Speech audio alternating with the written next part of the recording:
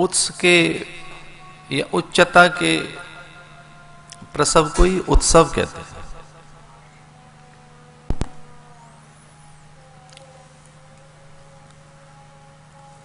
जब जीव के अंतःकरण में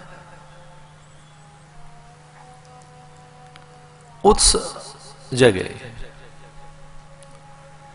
उच्चता जगे। उच्चता का अर्थ है अतीन्द्रिय होकर सत्य की अभीप्सा।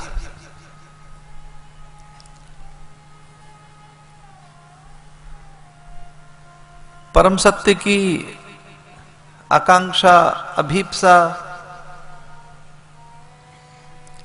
और अतीन्द्रिय अवस्था में उत्स पैदा होता है।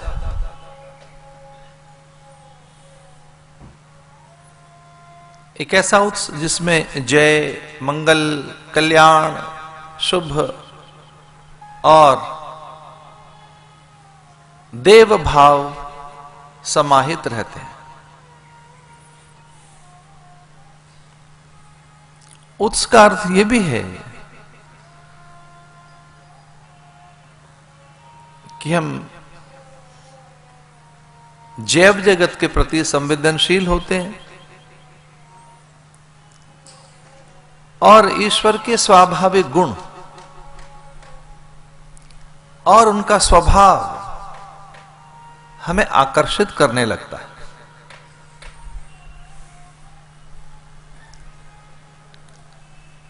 अध्यात्म की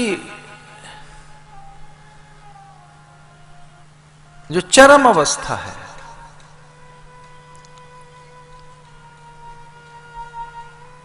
उस अवस्था को भी उत्स कहते हैं। वो भी एक उत्सव है।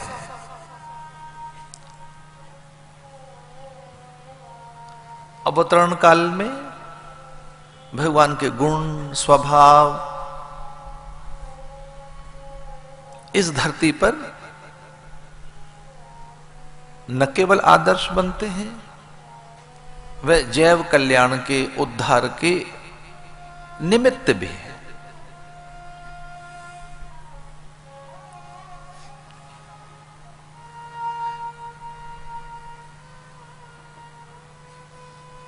पदार्थों के आसपास एक आकर्षण प्रभाव कहलाता है। इसे जीव यहां प्रभावशाली बनना चाहता है और किसी एक प्रभाव से हम आकर्षित भी होते हैं। पदार्थों का, वस्तुओं का, पद का, अति संचय का, भंडारण का, रूप का एक प्रभाव हमें विषयी बना देता है। एक है स्वभाव। स्वभावतः भगवान के पास करुणा है। ईश्वर के स्वभाव में ढूंढे क्या है तो वह करुणा है, प्रेम है और जैवोद्धार की भावना। वहां विषमता नहीं है। इसलिए एक उत्सव काल में हम भगवान के गुण और स्वभाव से अज्ञात रूप में जुड़ जाते हैं। कथा को उत्सव भी कहा गया है।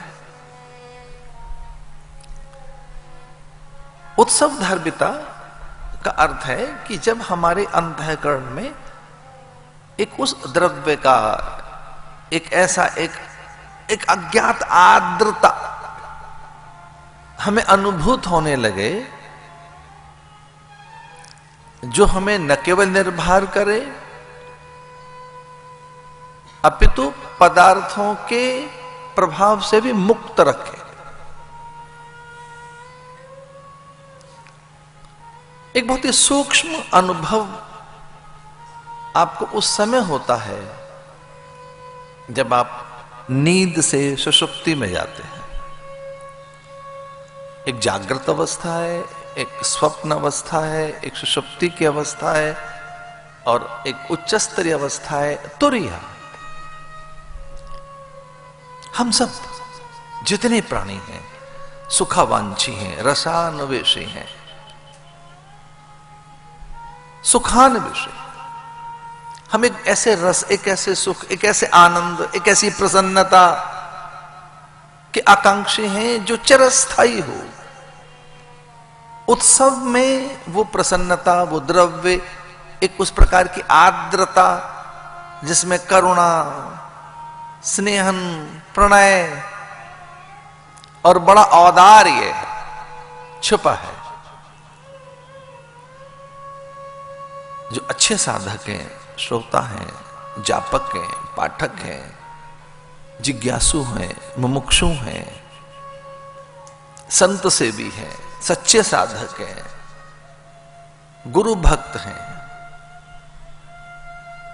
परमार्थ पथिक हैं, उन सबका एक अनुभव है, एक अनुभव कि जैसे ही हम उपासना में जाते हैं, स्तुतियां बोलते हैं, प्रार्थना के स्वर हमारे आसपास जब मुखर हो, हमारी कोई भी आध्यात्मिक अभिव्यक्ति हमें आनंदित करती है और पवित्रता का भी बोध कराती है। उत्सव का एक अर्थ यह भी है कि जब चेतना परम पवित्र हो जाए, चेतना को एक पवित्रता की अनुभूति हो। इसे पूजा काल में ओम अपवित्र पवित्रो वा सर्वावस्था गतोपिवा, ऐसा कहकर जो बाह्यांतर सुचिता है, बाह्यांतर पवित्रता है, उसके लिए भगवान का स्मरण किया जाता है।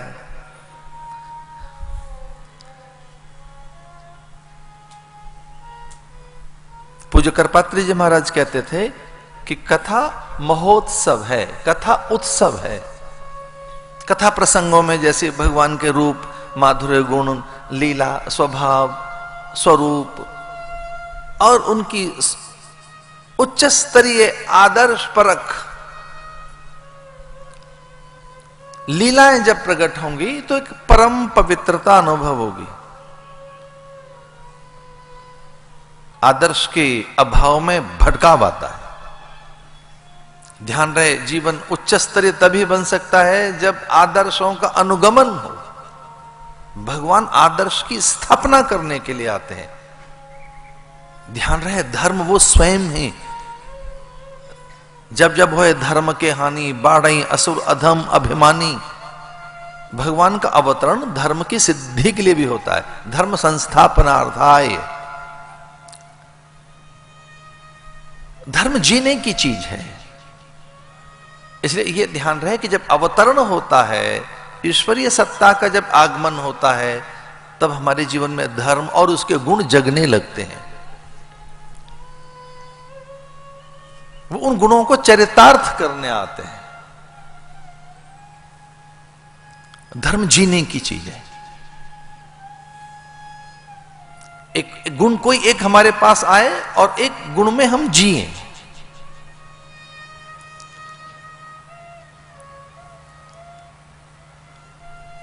पदार्थों का जो एक प्रभाव है, जिनमें स्वभावतः शोक है, मरण धर्मिता है, नश्वरता है, वो हमारे भीतर में उन पदार्थों के प्रति संशय भी पैदा करते जाते हैं।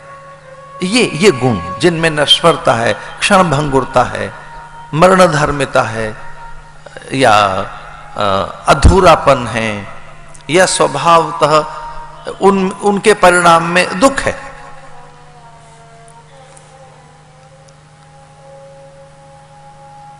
कथा में एक द्रव्य पैदा होता है और उसके लिए करपात्री जी महाराज का ध्यान करते मैं कहना चाहूंगा कि एक उत्साह पैदा होता है, चेतना का आरोहण होता है। कथा में वो एक एलिवेटर का काम करता है। वो गुण हमें एक ऊंचाई से मिलने लगती है, किसी और काल में नहीं।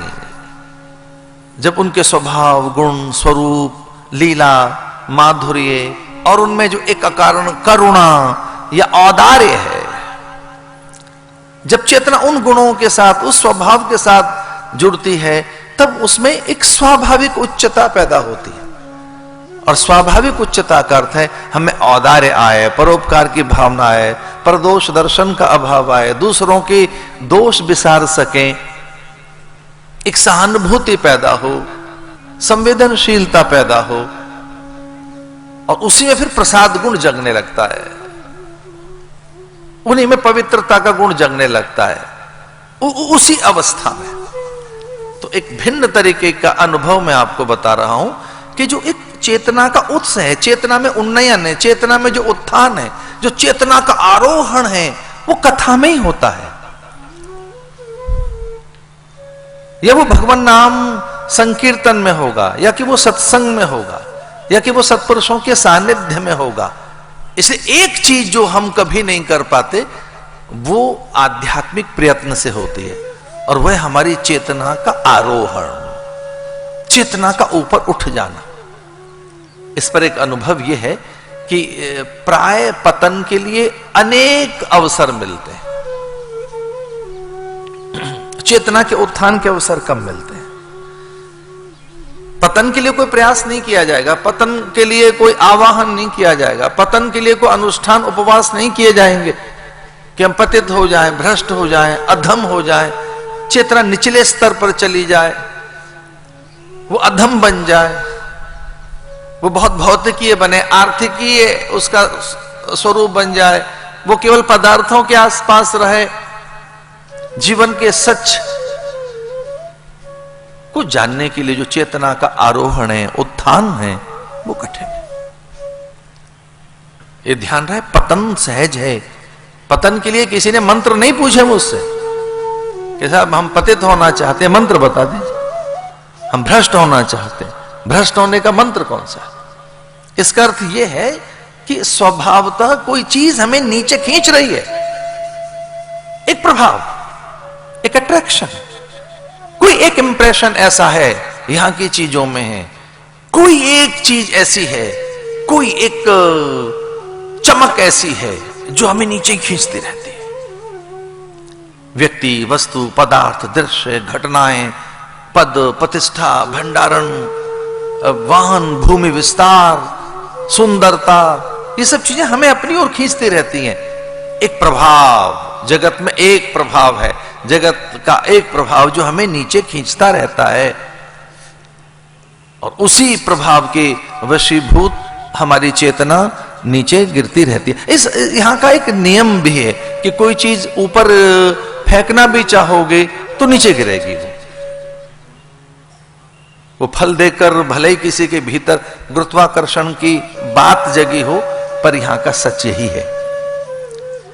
यहां के पदार्थ हमें अपनी ओर खींचते हैं, हठात वो हमें आकर्षित करते हैं, लेकिन कोई स्वभाव अगर गुण और औदार्य ईश्वर का हमें मिल जाए किसी तरह से, तो फिर चेतना का आरोहण होने लगता है। इसे वेद का मंत्र है, उत्तिष्ठत जागृत प्राप्य वरान निबोधत। उठ जग, लेकिन पहले उठ, उत्तिष्ठत, उठ। कौन कौन सी ऐसी चीजें हैं जिनसे चेतना उत्कृष्ट बनती है या जिसमें आरोहण होने लगेगा? कौन सी एक ऐसी चीज है? तो हमारे शास्त्र कहते हैं वो आहार है। आहार शुद्धि, सत्व शुद्धि। कौन सी पहली चीज ऐसी है जिससे चेतना उठने लगेगी? हमारे विचार उच्च स्तरीय बनने लगेंगे, हमें ऊंची भावना पैदा होने लगेगी, सद्विचार हम में जगने लगेंगे, शुभ संकल्प हम में जगने लगेंगे, हमें शुभेच्छा पैदा हो जाएगी, जो ज्ञान की पहली सीढ़ी है। जो ज्ञान की सीढ़ियां हैं, ज्ञान का जो सोपान है, ज्ञान के सप्त सोपान में ज्ञानम लब्धाम परम शांति। चेतना जब शांत होगी तो बिना ज्ञान के नहीं हो सकती, कभी नहीं हो सकती। जो आप शांति चाहते हो, सहजता चाहते हो, विश्रांति चाहते हो, वो बिना ज्ञान के हो नहीं सकती। बिना ज्ञान के ज्ञानम लब्धाम परम शांति, ज्ञान शांति कारक है। वो ज्ञान ठहरता कब है? जब आपके पास में श्रद्धा हो। श्रद्धावान लभते ज्ञानम। जब तक श्रद्धा नहीं आएगी, ज्ञान अंकुरित नहीं होगा। और ये श्रद्धा के लिए कौन सा एक आयतन चाहिए, श्रद्धा के लिए कौन सा एक आधार चाहिए? श्रद्धा आपकी बलवती बनी रहे, श्रद्धा आपकी अटूट रहे, श्रद्धा आपकी खंडित न होने पाए, उसके लिए आयतन, उसके लिए आधार, उसके लिए कोई पात्रता क्या है? तो शास्त्र कहते हैं सत्वता, सत्व, एक सात्विकता, सात्विकता। जब तक आप में सात्विकता नहीं आएगी, सत्व की वृद्धि नहीं होगी, तब तक श्रद्धा, विश्वास और फिर ज्ञान, वैराग्य या सद्गुण या शुभेच्छा, शुभ संकल्प ये नहीं जगेंगे। सत्व, और ये सत्व कहां से आएगा? सात्विकता कहां से आएगी? आहार शुद्धि, सत्व शुद्धि। आहार से शुद्धि, सत्व की शुद्धि होगी। इस एक ऐसी अवस्था में भी ये बात कही गई कि जब आप व्रत में हैं, उपवास में हैं, चिंतन में हैं, या कि तीर्थ में हैं, सदगुरु सन्निधि में हैं, सत्संग में हैं, तब आपकी इंद्रियां संयत हों और उनका आहार पवित्र हो। आहार शुद्धि, सत्व शुद्धि। आहार का अर्थ भोजन है, दृश्य है, श्रवण है, स्पर्श है, और पूरे परिवेश से एक अनजानी ऊर्जा और एक अनजाना द्रव्य, अज्ञात द्रव्य हमारे शरीर को मिल रहा है। हो सकता है कि हम केवल क्षुधा निवृत्ति में भोजन कोई एक कारण मानते हो कि भूख केवल भोजन से मिटेगी, या तृषा का नाश केवल जल करेगा, पर जल और भोजन के इतर भी बहुत सी चीजें हमारे जीवन में अज्ञात रूप से हम ग्रहण कर रहे हैं। प्रकाश, आकाश से ऊर्जा, और परिवेश से आर्द्रता, और जीवन रक्षक अनेक तत्व, इस हरितिमा से बहुत कुछ मिल रहा है। हरियाली से, धरती की गंध से, और एक पूरे परिवेश में जो एक आर्द्रता है, हवा में जो एक और गीलापन है, या पूरे आकाश से झरने वाले अनेक रस। ऐसा नहीं केवल भोजन से ही कुछ मिलता है, बहुत सी चीजें बाहर से मिल रही हैं। शंख के ध्वनि के समय एक द्रव्य जगता है शरीर में। शंख, घंट, घड़ियाल जब बजते हैं, मंदिर की जब घंटियां धीमे धीमे बजेंगी, गरुड़ घंटे जब बजेगी, जैसे ही आप कुछ पूजा की चीजें छूने लगेंगे, जैसे हल्दी आप छुएंगे, जैसे ही आपने पंचामृत छुआ, दूध